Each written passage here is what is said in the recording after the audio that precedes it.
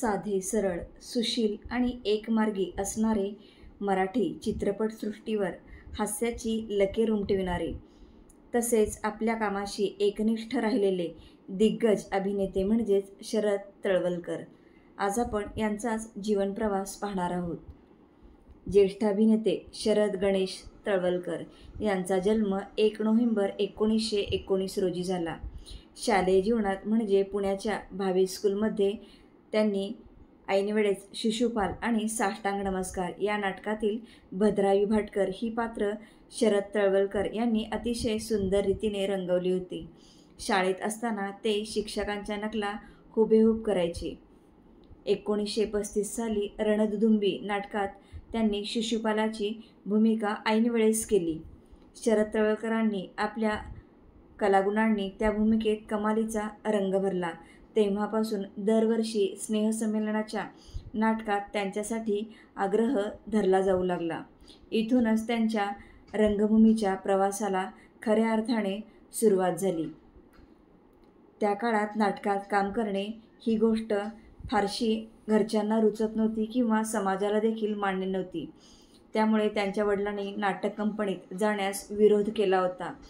विरोध केल्यानंतर त्यांनी नाटकाच्या वेडापायी आपले स्वतःचे घर सोडले आणि ते कोल्हापूरला आले. 1952 साली गाजलेल्या पेडगावचे शहाणे आणि लाखाची गोष्ट या राजा परांजपे यांच्या चित्रपटात त्यांना छोट्या भूमिका मिळाली.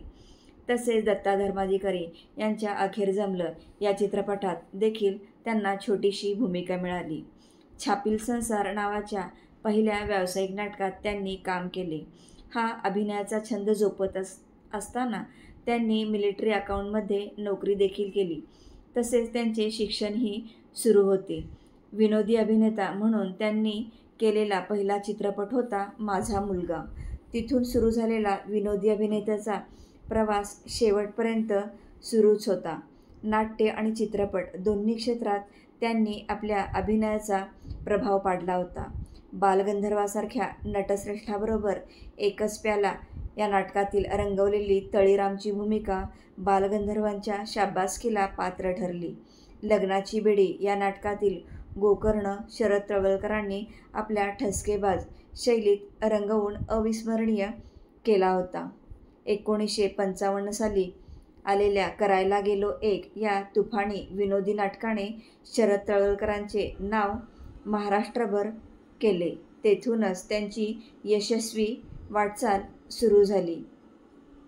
तसेच अपराध मिस केला, गुप्ते काका, दिवा जळू दे मधील गोळे मास्तर अशा अनेक नाटकांमधील अनेक भूमिका त्यांच्या गाजल्या. आप्पाजींची सेक्रेटरी आणि सखी शेजारीण या नाटकातील भूमिका देखील तेवढ्याच गाजल्या.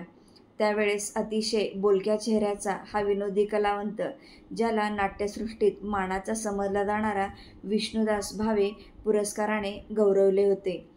त्यांचे चित्रपट पाहायला गेले तर ते देखील तेवढेच त्या काळात गाजले होते. लाखाची गोष्ट, मुंबईचा जावई, वाट चुकलेले नवरे, अखेर जमलं, बायको माहेरी जाते, असला नवरा नको ग बाई, एकटी अशा कितीतरी चित्रपटातून त्यांनी भूमिका केल्या आणि त्या तेवढ्याच यशस्वीरित्या गाजल्या. जावई विकत घेणे मधील म्हाताऱ्याच्या भूमिकेचे आणि एकटी या चित्रपटातील भूमिकेबद्दल त्यांना महाराष्ट्र शासनाचे पारितोषिक मिळाले होते.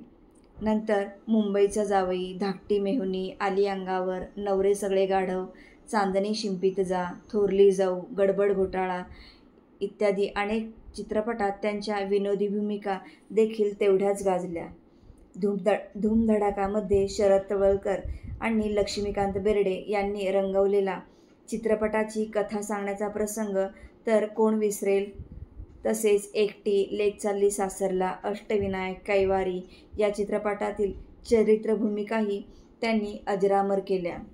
मी रंगवलेले म्हातारे आणि गुदगुल्या या त्यांच्या पुस्तकांना राज्य सरकारचा पुरस्कारही मिळाला होता.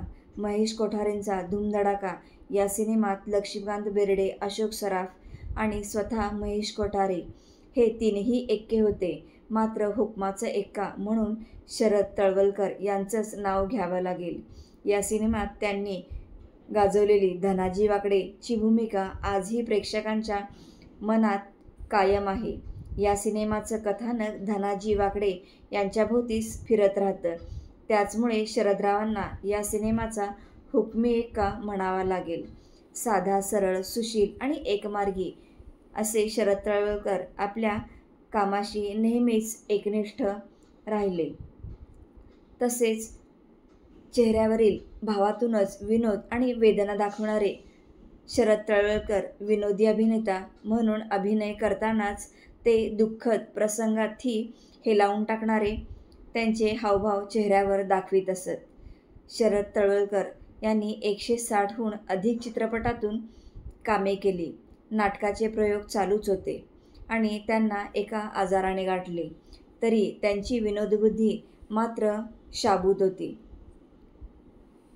त्यांची कथाही अजबच आहे. शरद तळवलकर यांना एकटी, मुंबईचा जावई, जावई विकत घेणे आहे, रंगल्या रात्री अशा, धूमधडाका, लेक चालली सासरला, तू तिथे मी या चित्रपटासाठी अवॉर्ड्स देखील मिळाले होते. शरद तळवलकर यांना रंगमंचावर अभिनय करताना पाहणे म्हणजे पर्वणीच असे. त्यांच्या आप्पाजींचे सेक्रेटरी या नाटकात तर त्यांनी इतकी धमाल केली होती की त्यांनी ते नाटक पाहिले आहे ते नाटक कधीच विसरू शकत नाहीत. जवळजवळ 60 वर्ष ते अभिनय करत होते. डार्लिंग डार्लिंग, सखी शेजारीण इत्यादी नाटकांचे प्रयोग सुरू असतानाच त्यांनी अखेरचा श्वास घेतला. अशा या चतुरस्र अभिनेत्याचे 22 ऑगस्ट 2001 रोजी निधन झाले. अशा या दिग्गज कलावंतांना म्हणजेच शरद तळवलकरांना मानाचा मुजरा. या कलाकाराचे तुम्ही चित्रपट पाहिले आहेत का? कमेंटमध्ये नक्की सांगा.